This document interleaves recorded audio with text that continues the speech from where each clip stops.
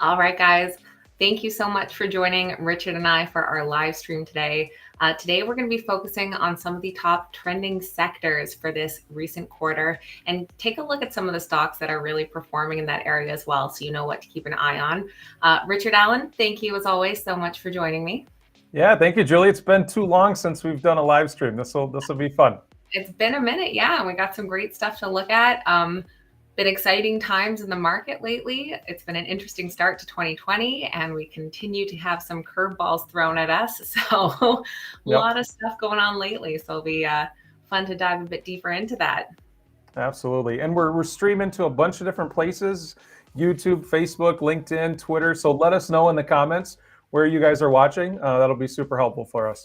Yeah, absolutely. And of course, we love to hear from you guys. We'll try to get to questions as we can throughout and maybe even take a bit of time at the end as well. So make sure you let us know your thoughts on some of these sectors and stocks that we're taking a look at today. Because of course, we always love hearing from you guys.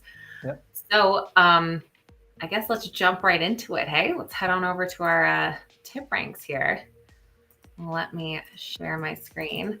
So the source that we're really utilizing today is our analyst top stocks that helps us see some of the trending sectors here.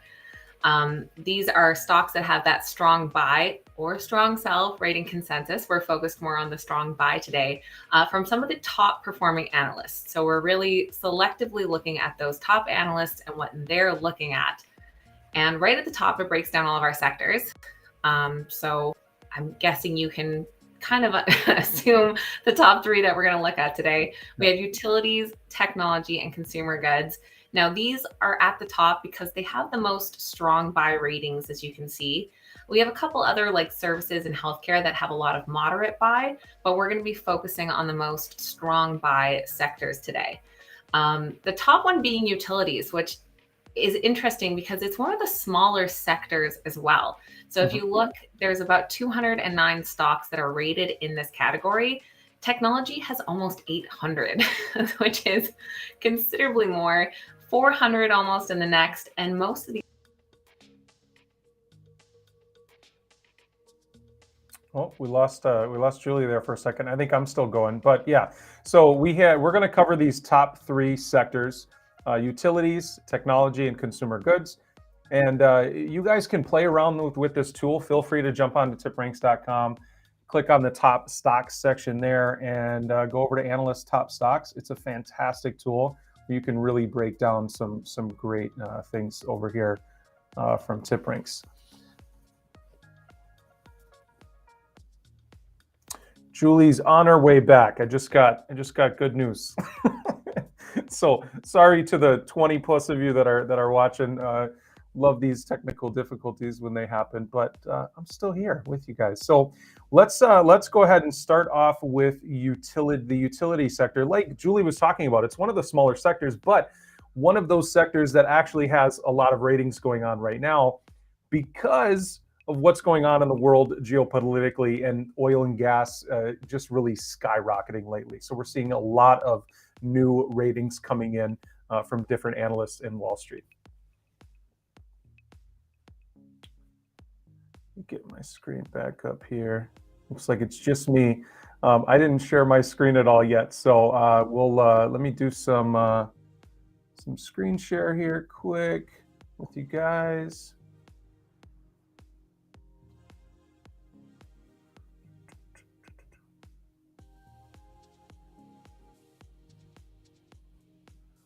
All right, here we go. It looks like Julie's going to be back here in a second as well. So we've got, okay. I'm back. Sorry. Nothing like your computer completely shutting down on you in the middle of a live stream, right? That's amazing.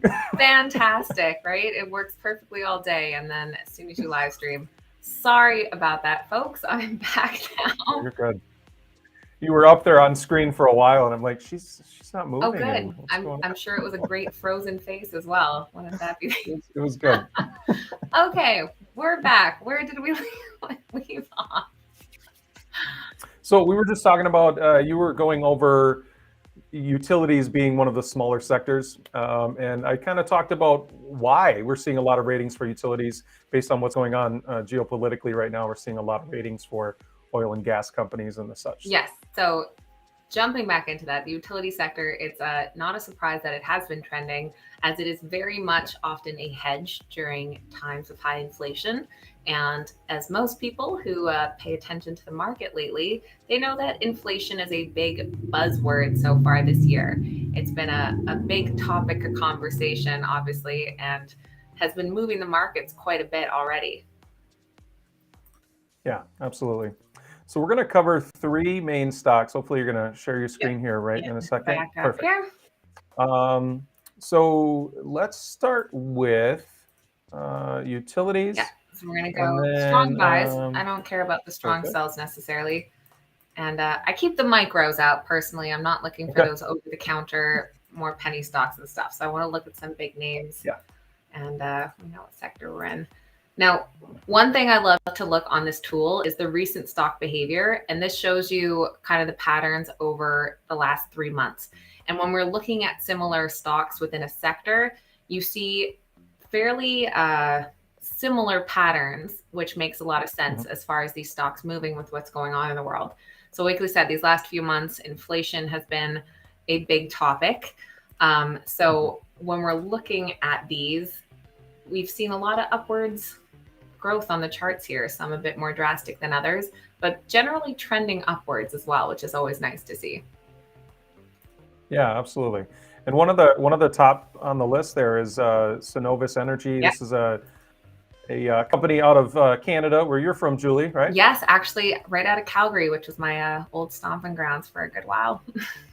Yeah, and you were talking about hedges. One of the biggest news from Cenovus that came out recently is that they're slated to lose about $400 million this quarter alone because of risk management positions. It's really common for stocks, especially oil and gas stocks, to hedge their bets against sudden drops in crude price.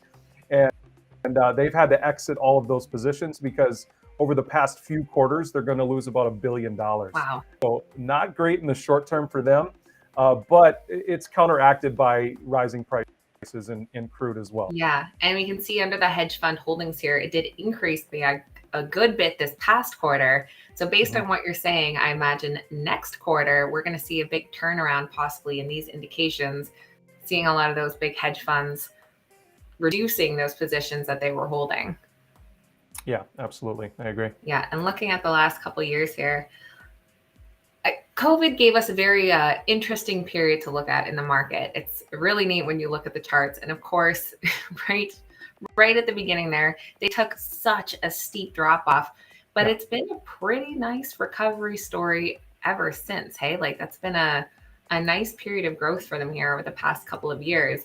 And especially with inflationary concerns in 2022 so far, you know, they've been doing great, and analysts have a very similar outlook here as well. We have unanimous buy ratings, which you always love to see, the professionals all agreeing on this.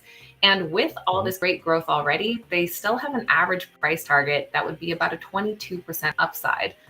And it's not an expensive stock. I mean, price target's $20. We're well below that now. So it's exciting to see. Even 2 days ago, we have a lot of 5-star analysts coming in here with very bullish outlooks for the company. Yeah, I think that's a factor of increased demand, and I don't think oil prices are going to go down soon, unfortunately, based on our gas prices locally. Not great, but I think there's a lot of room in the tank, so to speak, for these energy stocks to go. Absolutely. And the best thing too, like a lot of these companies do pay a dividend. So this obviously not the highest in the bunch, but still a dividend. And I'm a big fan of those myself, some of those good long-term companies and everything. Jumping back to some other utilities, an interesting one I wanted to look at was Chesapeake. Now, these guys have some very bullish outlooks, but have a lot of interesting stuff happening with them lately as well. Looking at the charts here, it only goes back this far, and that is because the company just emerged from a bankruptcy back in 2021. So their new shares started trading back in February of 2021. The company shed almost $8 billion in debt with this bankruptcy. And since then has been killing it. I mean, look at the chart. They've seen tremendous growth since then. They declared a dividend recently, along with a variable quarterly dividend on top of that as well. So kind of an interesting recovery story for these guys. Yeah, absolutely. And they've recently acquired some companies, and because of that, they have some better cash flow coming in. So they're increasing their dividend by 14%. They just announced that last month. So it's pretty cool. And especially a company coming out of bankruptcy, it's impressive to get to a dividend right away. You would almost expect them to hang on to everything they have for a bit before paying it out. So they're obviously feeling pretty confident in their future endeavors there to be declaring that. Once again, unanimous buy ratings. Very impressive to see. A bit less upside here, but we've seen a lot of growth, obviously, this past year, which obviously cuts into that upside potential. And when I was looking earlier at this most recent rating, we can take a look at the actual commentary behind this. And this one analyst reiterated his top pick view on Chesapeake. And I think when you get that wording from analysts, I always take note, because that's a kind of badge of honor that they'll put on certain stocks, saying it's their top pick for the year or quarter or whatever it might be. But he's saying that their top tier return of capital profile provides sustainability and growth there. So pretty bullish outlooks there from the analyst for sure. It represents one of the higher price targets of around just over 23%. Yeah, so absolutely. Nice. Now, also in the energy, who else do we want to look at?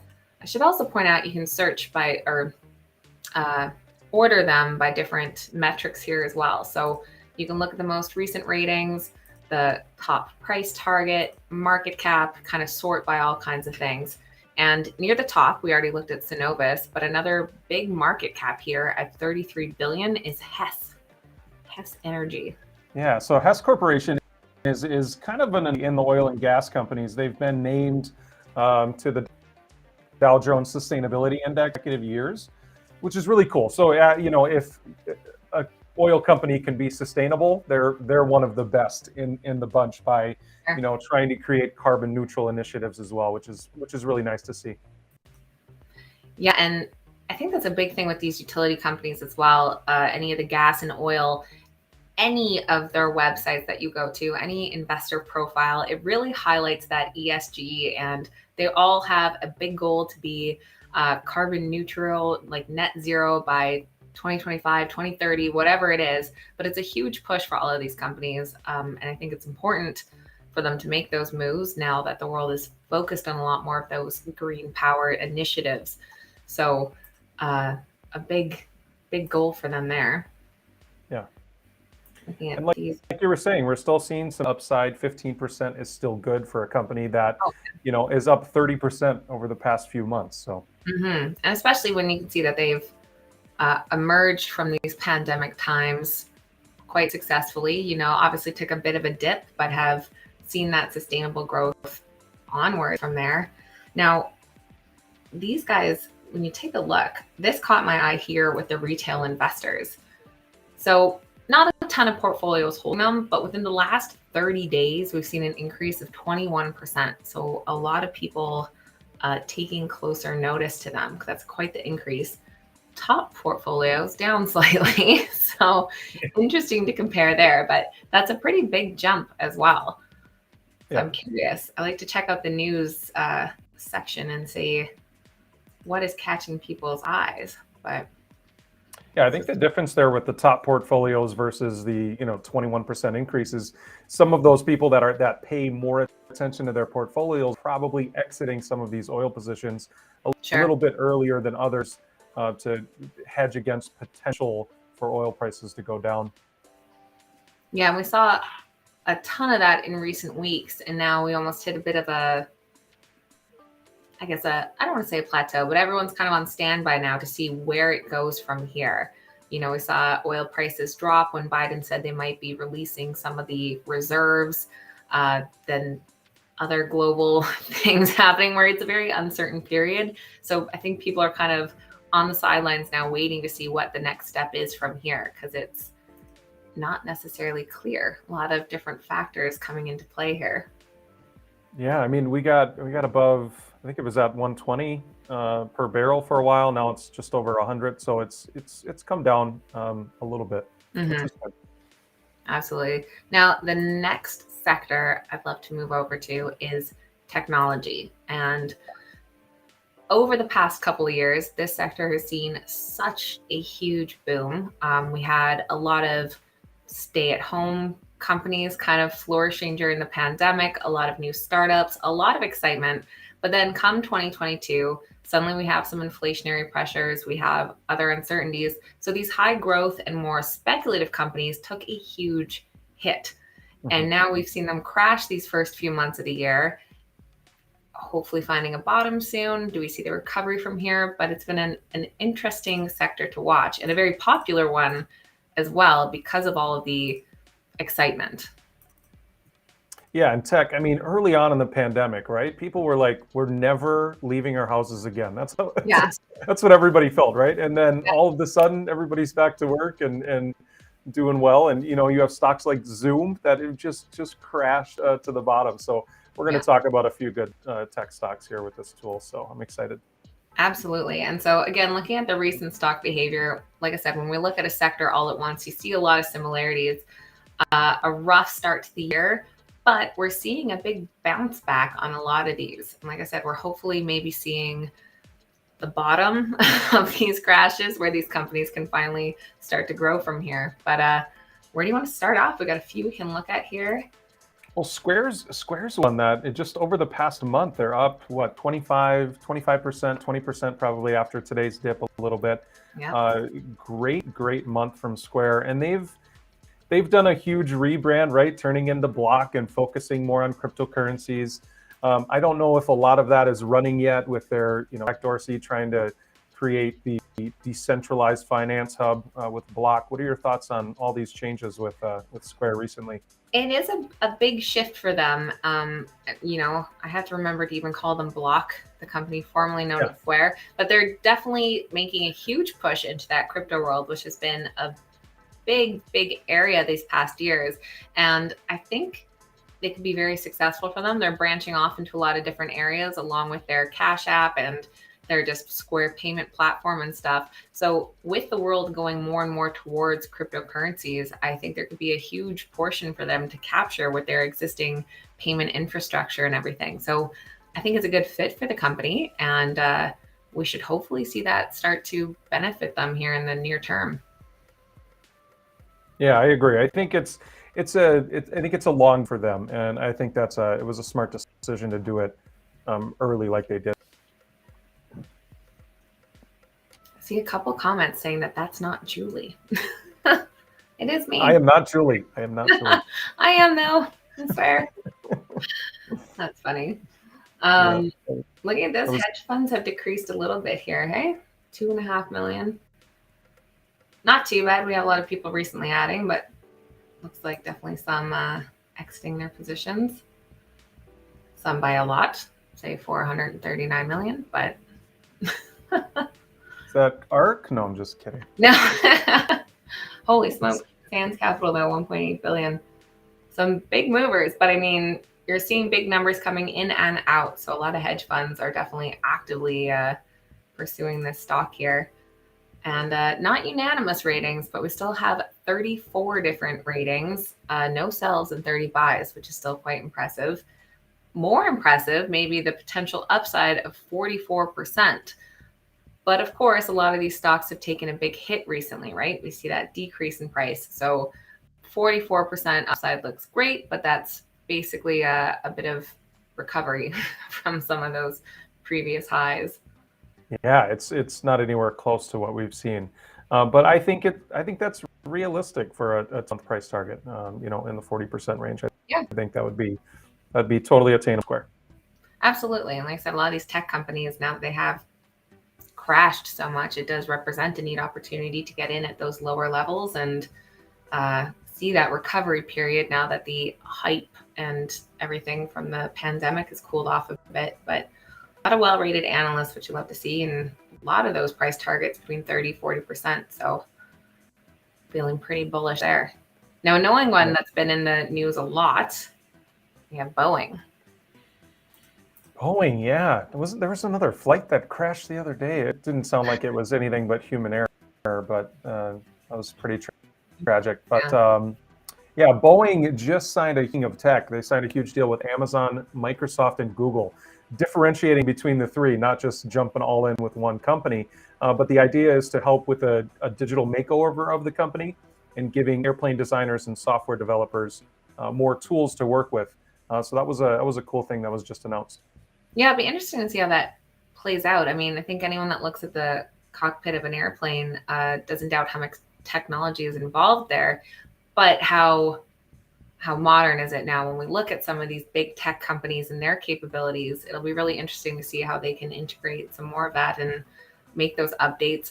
Especially they're under a lot of speculation with safety and certain procedures and everything. So be interesting to see how those partnerships kind of come to fruition there.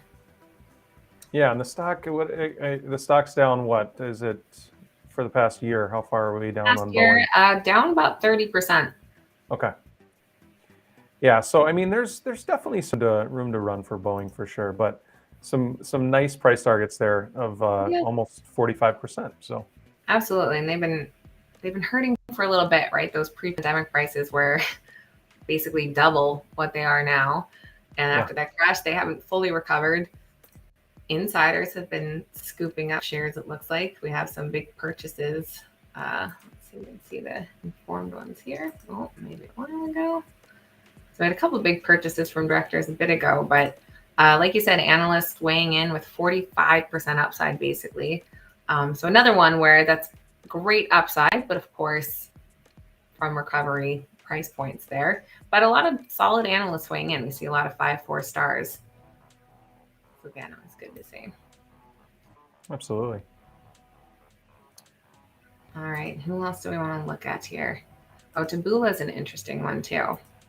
Now, this company, basically, anytime that you see an ad or a suggested related article or something like that, these are the guys behind it. Like, they're the big name behind the recommendation engines.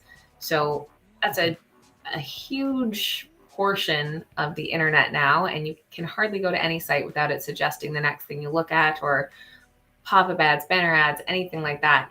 So it's interesting to see the company actually behind that and how their stock's been doing, because it's taken a hit this past year, but has some pretty big upside according to analysts.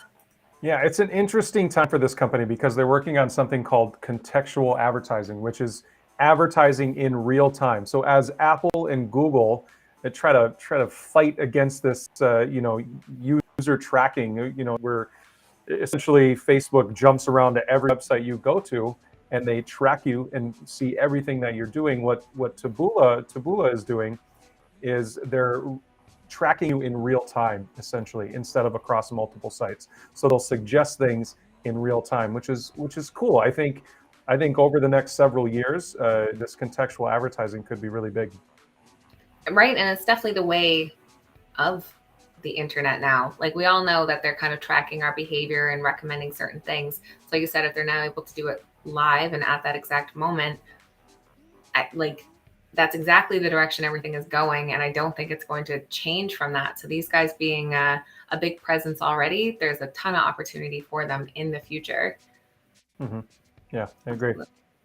Oh, and this is another one. We got a big increase here, 10% of portfolios there. Whoa, top investors up 55% in the last little bit. So obviously a lot of people suddenly starting to pay attention to the stock too. It's a huge increase. Yeah, I think it's based on those big changes with Apple and Google, and we're seeing some huge upside for this stock over the next 12 months. It's a strong buy with 132% upside. So that's fantastic. And unanimous ratings once again. So I'd love to see it. Wow. And all of our ratings are triple-digit upsides, which normally sometimes those average price targets can be skewed a bit if you have suddenly one very bullish outlier kind of dragging up those price targets. But in this instance, to have every single price target and recent ones within the last week being up above 100% upside, that's interesting to see. I like it. It's impressive. And it's, we're not talking about 1-star analysts here. We're talking about decent Yep, 5-star analysts. So it's absolutely. great. Absolutely. Now, our last but not least sector, Yep. moving over to consumer goods. Now, consumer goods, I feel like, is not the most exciting sector. People don't get so hyped up about it as much as they maybe do some other sectors, if that's fair Yep. to say. But not to say there's not some great opportunities there as well, right? So definitely worth exploring some different options. Just getting my Yeah, it's a big sector out there, and it's usually a nice barometer for where the economy is going and what to expect in the future. So it's a good sector to look at. And no matter what's going on, we got to eat. Yep. Gotta close. Eat, gotta enjoy that. And now that people are getting back to more shopping and everything, getting out of the house, but of course that e-commerce is being big too. Their stock behavior has been pretty similar to the technology sector almost, where you see a lot of those pressures at the start of the year sending the stock downwards, but seeing some recent recoveries there in that stock movement.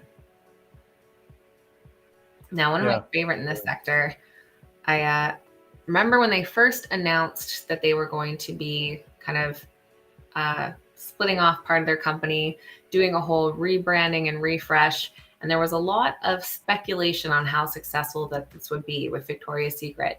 Of course, getting rid of their famous angels and their Victoria's Secret fashion show, which was a big event every year, and trying to target more the modern everyday woman was a big shift for them. And people were uncertain of how that was going to work out. But it seems we've had some ups and downs, but people are feeling optimistic about it. Yeah, it's. I think it was a smart decision when they split off from L Brands. It was Bath and Body Works and Victoria's Secret were one group, and when they split off the middle of last year, I believe it was.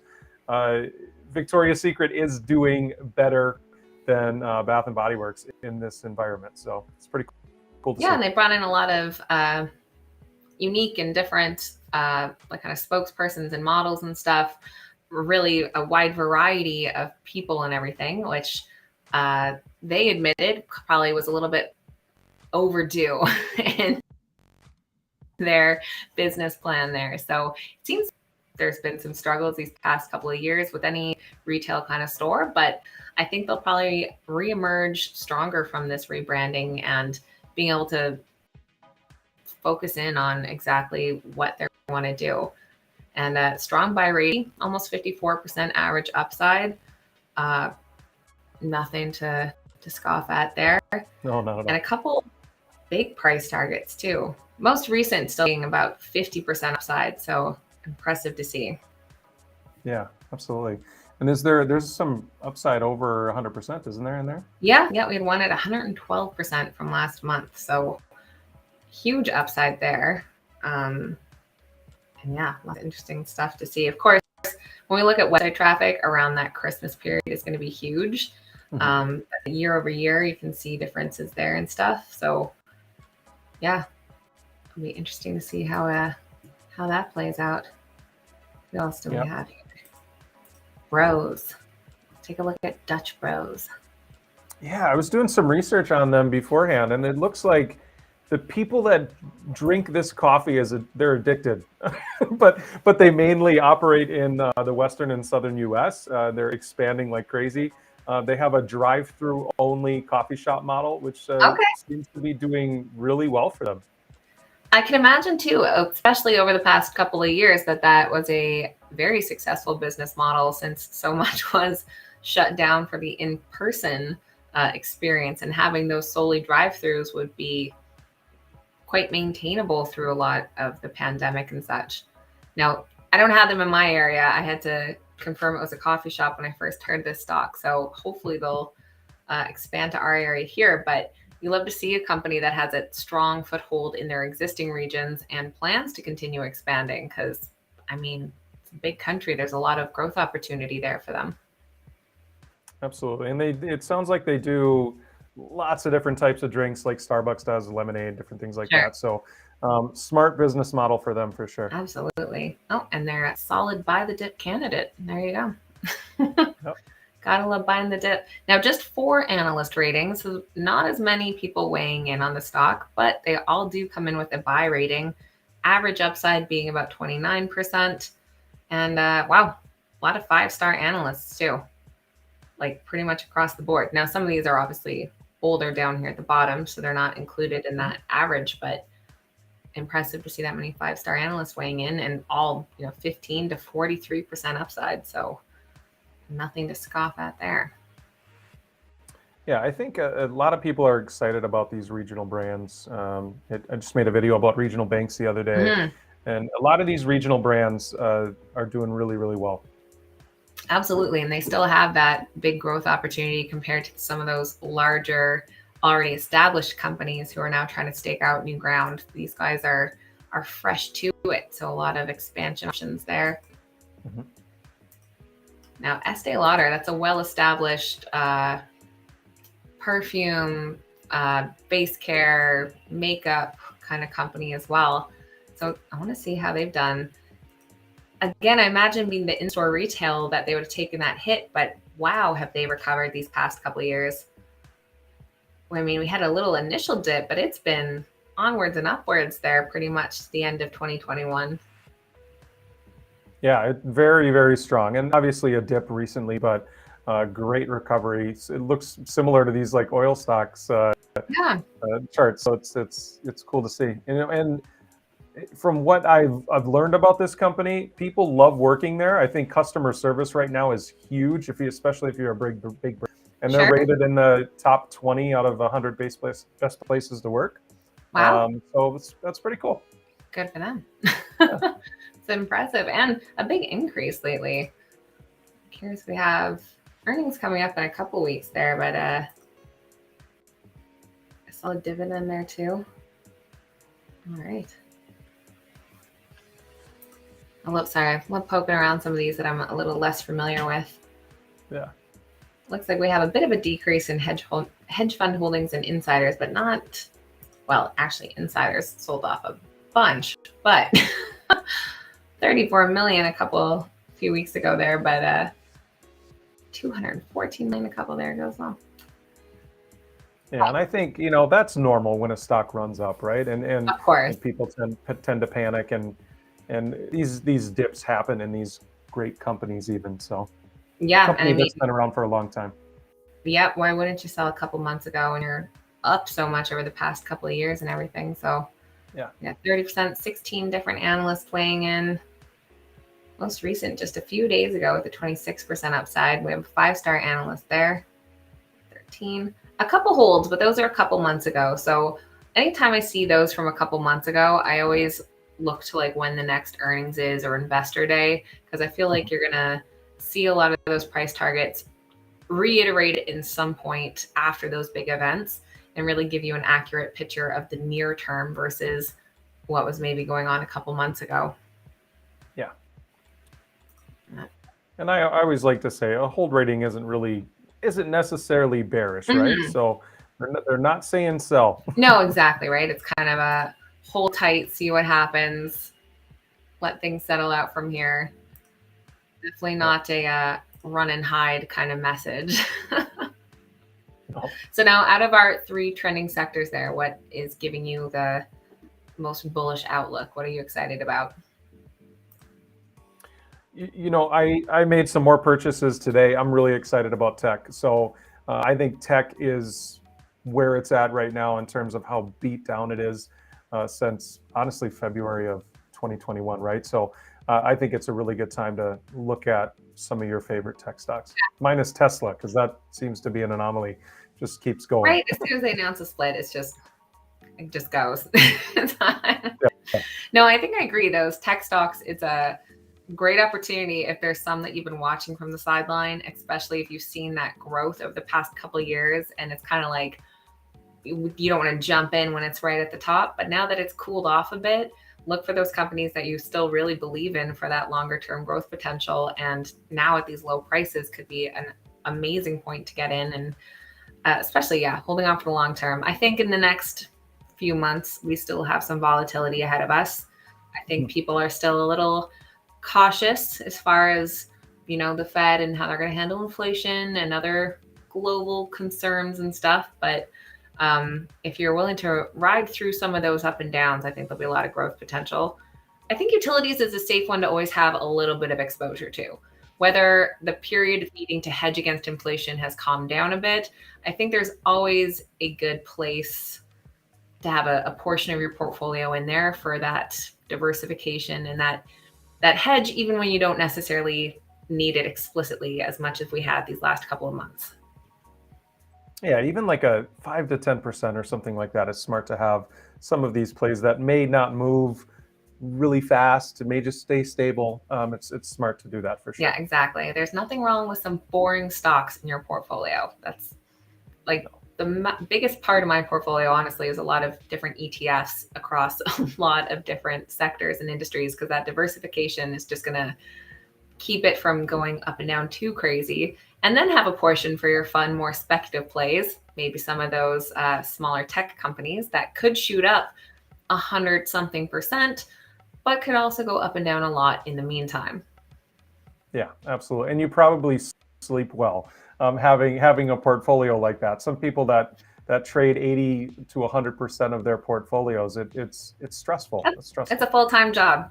And like I said, yeah, that would keep me up at night worrying about all that. And I got a lot of other stuff to do. So Yep. I like those fun plays, but I like to know that the bulk of it is well diversified, get some good dividends going there. That's my happy place. But yep. Yeah.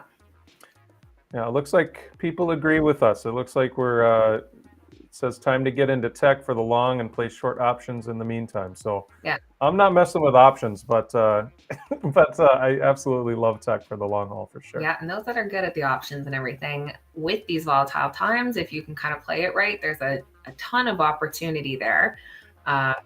Obviously, a lot more strategy going into those and some different outlooks, but yeah, definitely the time when these markets are moving so interestingly day to day. Yep, absolutely. Yeah. Well, any other market outlooks or anything you want to share? No, that was fun though. I think this was a great tool that we highlighted that I don't even mess around enough with on the website, and I think it just gives us so much data to look at. I love it. Absolutely. It's really neat to see how the ratings all break down. And like I said, we focused on the biggest strong buys today, but there's a lot of other buy ratings out there and a lot of close, fourths and fifths. So it's a great way to look and see which stocks have really been getting a lot of attention from the highest rated analysts, which if you're going to pay attention to analyst ratings, those are the people you really want to keep a close eye on, right? So would love to hear from you guys. Play around with the tool. Let us know what sectors are catching your eye and what stocks really are getting you excited too. Because of course, we always love hearing from you guys. So make sure to share your thoughts on that. Absolutely. Hey, I figured out the doppelganger thing. My name says Julie. That's not Julie. That's not Julie. I that swear makes I sense. changed it, but I was like, do I look that different? Like live? I swear. Like this is how I normally look. That was good. One of our big fans, Chase, is in here. Oh, good to see you, Chase. Appreciate the support. Not And Julie. it's fun there too. ETFs are a great way to diversify. Like I said, I agree with that. We do have some sector series coming out on TipRanks TV where they're covering some of the biggest sectors in the market and sharing some of the ETFs to give you exposure to those sectors too. So if you're wanting to get into the consumer goods sector, but don't know where to start, there's definitely ETFs that will help get you exposure to those without having to know just whatever top companies you want to jump into. So yeah, and there are a ton of ETFs out there. So and they're usually really quick hitting videos. So it's great. Yep, couple minutes gives you what you need to know and go from there. So check those out on TipRanks TV and let us know your thoughts in the comments. And I guess we'll wrap up from there. So thanks for hanging out, Richard. We'll do this again soon. And thanks to everybody who tuned in. Yeah, thanks, guys.